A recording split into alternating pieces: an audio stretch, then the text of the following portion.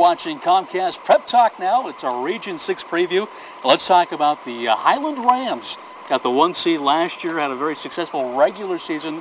In the postseason, they lost for like the first time at home in the first round, like 20 years, something like that. What about Coach Brody Benson's team?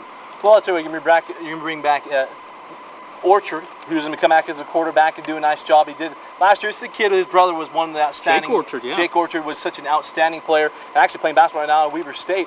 But they're going to be back a lot of time, which they always do. Latu Heimuli. This is a kid on the defensive front, is an outstanding player, and plus he's very agile for being a big guy. He is. He's right now being recruited by everybody you can think of in the Pac-10, Mountain West, and a couple Big 12 teams. And this is a team every year, year in, year out, that controls the line of scrimmage, that run the football, they play solid defense. They were in the state championship game 2 years in a row, and then last year, somehow, someway, they broke Michael Clanton's heart and lost in the first round to Bonneville. And I think these kids are fueled by that. They're fueled by the loss to that. Remember a couple years ago when they lost to Mountain Crest in the championship, that fueled them, and they got back and they lost again. And last year it fell just a little short. Looked past Bonneville a little too much, but I expect him to be back. Coach Benson has done a nice job. You know, Coach Benson's done an outstanding job of getting these kids to play, and every time you think of Highland, you think of big kids that are just going to run you right over, and you want to get out of the way because they're going to steamroll you.